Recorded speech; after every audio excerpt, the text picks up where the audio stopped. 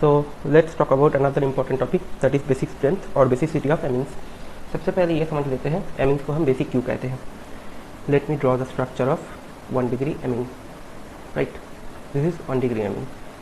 अब आप सबको पता है कि नाइट्रोजन जो है वो 3 बॉन्ड बनाता है एंड नाइट्रोजन के ऊपर लोन पेयर होता है। एमीन्स में नाइट्रोजन के ऊपर ये जो लोन पेयर है ये जब डोनेट करेगा तब ये जो एमीन है इसको बेसिक कहेंगे। ठीक है, सो अगर मैं शॉर्ट में बोल देता हूँ तो एमीन्स को हम बेसिक क्यों कहते हैं, because it donates the lone pair. ये लोन पेयर को डोनेट करते हैं, इसी कारण एमीन्स को हम बेसिक कहते हैं। अब आपके मन में ये सवाल ज़रूर आया होगा कि फिर बेसिक स्ट्रेंथ ऑफ एमीन्स को हम किस तरीके से कंपेयर करेंगे।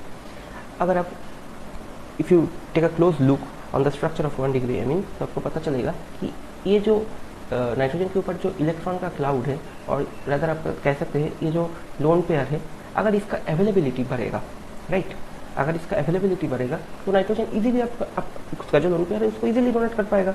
इन that case basic strength of amine will definitely increase. अगर नाइट्रोजन के ऊपर ये जो लोन पेयर है इसका अवेलेबिलिटी घटेगा, in that case nitrogen will not be able to donate its lone pair easily. तो तब क्या होगा, basic strength of amine decrease करेगा। तो कब नाइट्रोजन के ऊपर ये जो लोन पेयर है उसका अवेलेबिलिटी घटेगा, तभी घटेगा अगर नाइट्रोजन के साथ कोई इलेक्ट्रॉन विथड्रॉइंग ग्रुप लगा हुआ है। इलेक्ट्रॉन विथड्रॉइंग ग्रुप अगर लगा हुआ है, इन दैट केस वो नाइट्रोजन के ऊपर जो इलेक्ट्रॉन का क्लाउड है उसको अपनी तरफ खींचने की कोशिश करेगा, तो नाइट्रोजन के ऊपर लोन पेयर की अवेलेबिलिटी डेफिनेटली घटेगा एंड बेसिक स्ट्रेंथ भी घटेगा। पर अगर नाइट्रोजन के साथ इलेक्ट्रॉन डोनेटिंग ग्रुप अटैच्ड है, इलेक्ट्रॉन डोनेटिंग ग्रुप का मतलब अब अगर सिंपल से example low, for example CH3 group या फिर C2H5 ग्रुप, ये सारे ग्रुप क्या है, ये सारे ग्रुप है इलेक्ट्रॉन डोनेटिंग ग्रुप। अगर नाइट्रोजन के साथ इलेक्ट्रॉन डोनेटिंग ग्रुप लगा हुआ है तो वो डेफिनेटली अपना जो इलेक्ट्रॉन क्लाउड है वो नाइट्रोजन की तरफ शिफ्ट करने की कोशिश करेगा। इन that case the basicity of amine will definitely increase. तो मैं अगर एक पॉइंट यहाँ पे लिखता हूँ जो आपको अच्छे से याद करना पड़ेगा, वो ये है कि basic strength of amine is directly proportional to the electron density on nitrogen atom. Right, ये चीज़ मुझे लगता है क्रिस्टल क्लियर हो गया होगा कि नाइट्रोजन एटम के ऊपर इलेक्ट्रॉन का जो डेंसिटी है, इलेक्ट्रॉन क्लाउड का जो डेंसिटी है, वो जितना ज़्यादा इंक्रीज करेगा बेसिक स्ट्रेंथ ऑफ एमीन उतना ही ज़्यादा इंक्रीज करेगा। नाइट्रोजन क्लाउड के ऊपर जो इलेक्ट्रॉन डेंसिटी है वो जितना ज़्यादा डिक्रीज करेगा बेसिक स्ट्रेंथ ऑफ एमीन उतना ही ज़्यादा डिक्रीज करेगा। तो मैं अगर ध्यान से इस चीज़ को और बढ़िया तरीके से लिखने की कोशिश करता हूँ तो मैं ये डेफिनेटली कह सकता हूँ कि basic strength of amine is directly proportional to the electron donating group attached to the nitrogen atom. तो मैं जो चीज़ कहने की कोशिश कर रहा हूँ उसको पहले एक क्वेश्चन के थ्रू मैं आपको समझाने की कोशिश कर रहा हूँ। इन दैट केस आपको ये टॉपिक अच्छे से समझ में आएगा। चलो 1 degree, 2 degree and 3 degree amine ले लेते हैं। Let me draw the structure. ये हुआ आपके पास 1 डिग्री एमीन, नाइट्रोजन के ऊपर लोन पेयर। ये हो गया आपके पास 2 डिग्री एमीन, अगेन नाइट्रोजन के ऊपर लोन पेयर। ये हो गया आपके पास 3 डिग्री एमीन, अगेन नाइट्रोजन के ऊपर लोन पेयर। अब अगर आप इस स्ट्रक्चर को देखोगे, यहाँ पे 3 इलेक्ट्रॉन डोनेटिंग ग्रुप है। इन तीनों इलेक्ट्रॉन डोनेटिंग ग्रुप्स अपने जो इलेक्ट्रॉन क्लाउड को आप नाइट्रोजन की तरफ शिफ्ट करने की कोशिश कर रहा है। इन दैट केस नाइट्रोजन के ऊपर लोन पेयर का जो मतलब इलेक्ट्रॉन क्लाउड का जो डेंसिटी है वो बहुत ही ज़्यादा बढ़ रहा है, तो नाइट्रोजन इजीली अपना लोन पेयर को डोनेट कर पा रहा है। इन दैट केस नाइट्रोजन की बेसिक स्ट्रेंथ बहुत ज़्यादा हो रहा है।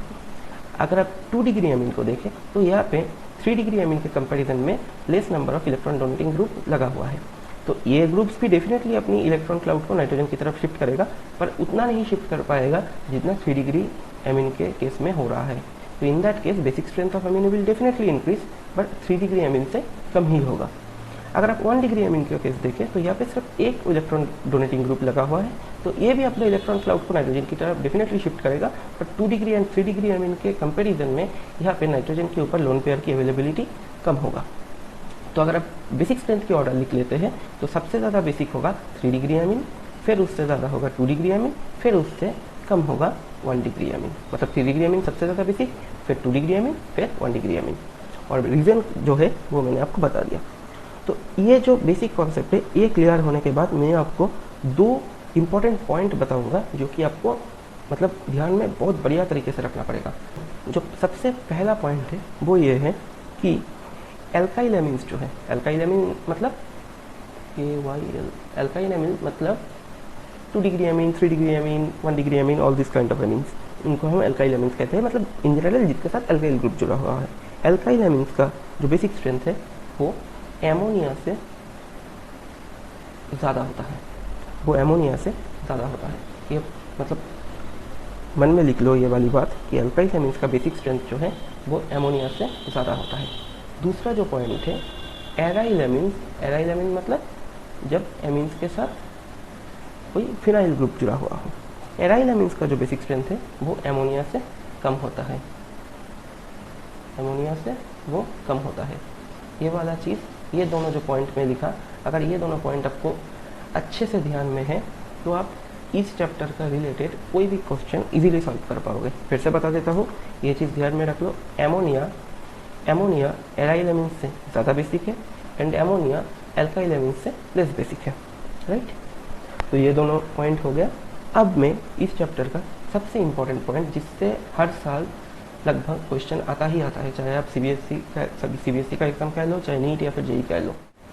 अब ये है कि मैंने तो आपको सबसे पहले बता ही दिया, in general 1 degree amine, 2 degree amine और 3 डिग्री एमीन का अगर आप बेसिक स्ट्रेंथ को कंपेयर करें तो 3 डिग्री एमीन सबसे ज़्यादा बेसिक, उसके बाद बेसिक है 2 डिग्री एमीन, उसके बाद 1 डिग्री एमीन। पर ये चीज़ हमेशा सही नहीं है। अब आप कहोगे क्यों, ऐसे बात क्यों कर रहे हो 2 मिनट पहले ही बताया कि 3 डिग्री एमीन सबसे बेसिक है, उसके बाद 2 डिग्री, उसके बाद 1 डिग्री, आप कह रहे हो ये बात सही नहीं है। नहीं, ये बात सही नहीं है। जब आपको क्वेश्चन में लिखा हुआ हो एक्वस मीडियम, राइट, जब आपको क्वेश्चन में लिखा हुआ हो एक्वस मीडियम, तब दोनों केस बनते हैं। केस 1, अगर जो R ग्रुप है वो C2H5 ग्रुप है तो एमीन्स का जो बेसिक स्ट्रेंथ होगा वो कुछ इस तरीके से होगा। 2 डिग्री एमीन सबसे ज़्यादा बेसिक होगा, उसके बाद होगा 3 डिग्री एमीन, उसके बाद होगा 1 डिग्री एमीन, देन होगा एमोनिया, राइट। तो ये थोड़ा कंफ्यूजिंग है, आई नो, बट याद तो करना ही पड़ेगा यार। तो एक्वस मीडियम में पहले वाला केस ये हुआ। दूसरा वाला केस है कि जब आपके पास R ग्रुप है CH3, तब केस और अलग होता है। तब सबसे ज़्यादा basic again 2 degree amine, then 1 degree amine, then 3 degree amine and then ammonia. तो यार ये दोनों कॉन्सेप्ट या फिर ये दोनों केस तुमको याद करना ही पड़ेगा। अगर आपको क्वेश्चन में लिखा है कि एक्वस मीडियम में आपको कंपेयर करने के लिए दिया है और अगर आपके पास R ग्रुप है वो C2H5 है तो आपका ऑर्डर ये होगा, और अगर आपके पास R ग्रुप CH3 है तो एमीन्स का बेसिक स्ट्रेंथ का जो ऑर्डर है वो ये होगा। और अगर क्वेश्चन में गैसियस मीडियम लिखा हुआ है तो फिर केस और अलग होगा, तो उसको भी मैं लिखूँगा। तो सबसे पहले इसको रिमूव कर लेता हूँ। और हाँ यार, इस लेक्चर की एंड में मतलब एक क्वेश्चन कराऊंगा, उसके थ्रू में फिर से सारे कॉन्सेप्ट को ब्रश अप कर दूंगा। तो यार अगर आपके पास गैसियस मीडियम है और गैसियस मीडियम में कंपेयर करने को दिया है बेसिक स्ट्रेंथ, तब आपको याद रखना पड़ेगा कि इन दैट केस 3 डिग्री एमीन सबसे ज़्यादा बेसिक है, उसके बाद 2 डिग्री एमीन, उसके बाद 1 डिग्री एमीन, उसके बाद एमोनिया। मतलब गैसियस मीडियम में वही नॉर्मल वाला केस फॉलो होता है जो मैंने सबसे पहले आपको कॉन्सेप्ट सिखाने के टाइम डिस्कस किया था। तो गैसियस मीडियम में ये नॉर्मल सा केस होता है, पर एक्वस मीडियम अगर आपके पास दिया हुआ है तो उसमें 2 केस होता है, जो कि मैंने आपको पहले ही बता दिया है, राइट। तो यार चलो अब एक क्वेश्चन कर लेते हैं जो कि बहुत ही बढ़िया क्वेश्चन है। उस क्वेश्चन को अगर आप सही से कर लोगे तो एटलीस्ट मुझे ये पता चल जाएगा कि यार तुमको ये कॉन्सेप्ट बहुत बढ़िया से आता है। अरे यार ये पेन क्यों नहीं सही हो रहा है। हाँ चलो हो गया, तो इसको रिमूव कर लेते हैं, फिर वो क्वेश्चन मैं आपको देता हूँ। चलो मैं आपको ना कुछ कंपाउंड दे देता हूँ, आप इसको बेसिक स्ट्रेंथ के ऑर्डर में अरेंज कीजिए। चलो सबसे पहले दे देता हूँ आपको C2H5 whole twice NH, right. फिर देता हूँ आपको मैं चलो एमोनिया, फिर देता हूँ आपको मैं CH2 NH2 एंड CH2 के साथ फिनाइल ग्रुप अटैच्ड है। देन चलो मैं आपको देता हूँ PHNH2, मतलब फिनाइल ग्रुप NH2 के साथ अटैच्ड है। और फिर कौन सा वाला दिया जाए, चलो फिर दे देता हूँ C2H5 NH2, राइट। चलो इसको बेसिक स्ट्रेंथ कंपेयर करो, वीडियो को पॉज करो और कंपेयर करो, मैं कर लेता हूँ, राइट। तो इसका जो आंसर है, आई नो बहुत सारे बच्चे इसका आंसर गलत देगा। क्यों गलत देगा मैं आपको बता देता हूँ। सबसे पहले देखो, इनमें से एल्काइल एमीन्स कौन सा है और एराइल एमीन्स कौन सा है, कौन सा अमोनिया है।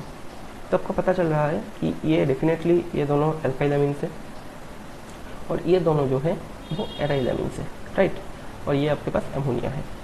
अब आपको तो ये वाला चीज़ डेफिनेटली पता होगा कि एल्काइल एमीन्स का बेसिक स्ट्रेंथ अमोनिया से ज़्यादा होता है and on the other hand aryl amine से अमोनिया का बेसिक स्ट्रेंथ ज़्यादा होता है। तो ये जो आपको मैंने कंपाउंड दिया है, इनमें से ये बात तो पक्का ही है जो एल्काइल एमीन से उनका बेसिक स्ट्रेंथ सबसे ज़्यादा होगा। अब एल्काइल एमीन्स में से किसका बेसिक स्ट्रेंथ सबसे ज़्यादा होगा वो आपको कॉन्सेप्ट के थ्रू लिखना पड़ेगा। तो अगर आप देखेंगे तो ये कौन सा वाला एमीन है, this is 1 degree amine, right. ये कौन सा वाला एमीन है, दिस इज 2 डिग्री एमीन। और अगर आपको कोई मीडियम दिया नहीं है, क्वेश्चन में बताया नहीं गया है, तो आप डेफिनेटली मानोगे कि ये गैसियस मीडियम है। तो गैसियस मीडियम में आपको तो ये पता ही है कि 2 डिग्री एमीन का बेसिक स्ट्रेंथ सबसे ज़्यादा होता है। तो सबसे ज़्यादा तो C2H5 होल ट्वाइस NH का बेसिक स्ट्रेंथ है, ये तो पता चल गया है। उसके बाद किसका बेसिक स्ट्रेंथ है, C2H5 NH2 का, 1 डिग्री एमीन का, राइट। तो 2 डिग्री एमीन का सबसे ज़्यादा, उसके बाद 1 डिग्री एमीन का। ये तो मतलब ये चीज़ तो पक्का है। अब जो चीज़ आता है कि अब एमोनिया आएगा या फिर एल्काइल, ये जो एराइल एमीन है वो आएगा या फिर ये जो एराइल एमीन है वो आएगा।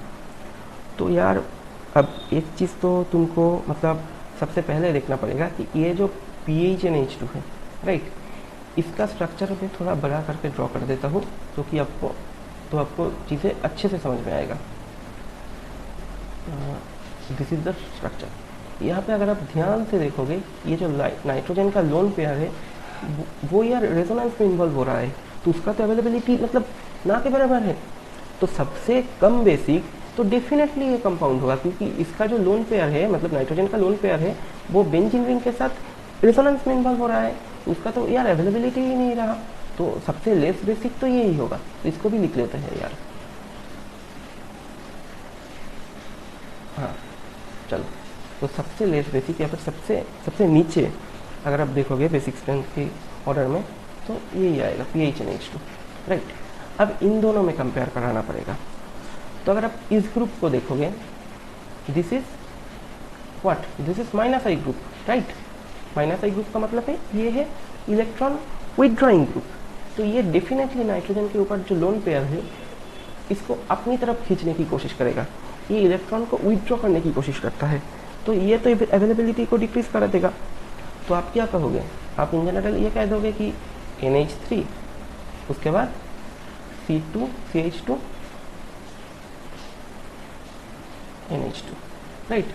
आप तो ये ऑर्डर लिख के चले आओगे एग्जाम में कि यार यहाँ पे तो डेफिनेटली -I ग्रुप लगा हुआ है, तो ये तो इलेक्ट्रॉन क्लाउड को अपनी तरफ खींचेगा, तो इसका बेसिक स्ट्रेंथ डेफिनेटली अमोनिया से कम ही होगा। और ये गलत है यार, ये गलत है। जो राइट आंसर है वो ये है कि एमोनिया का जो बेसिक स्ट्रेंथ है, डेफिनेटली ये इलेक्ट्रॉन विथड्रॉइंग ग्रुप है, ये इलेक्ट्रॉन क्लाउड को अपनी तरफ खींचने की कोशिश करेगा, पर इसका बेसिक स्ट्रेंथ कभी भी एमोनिया से कम नहीं है, इसका बेसिक स्ट्रेंथ एमोनिया से ज़्यादा ही है, एमोनिया का बेसिक स्ट्रेंथ इससे कम है। तो ये जो ऑर्डर है, अगर आप इस ऑर्डर से मतलब ये वाला चीज़ को अगर आप करेक्ट कर लेते हैं कि अगर आप एमोनिया की जगह ये वाला कंपाउंड लगा देते हो एंड ये वाला कंपाउंड की जगह एमोनिया लगा देते हो, तो ये ऑर्डर सही होगा।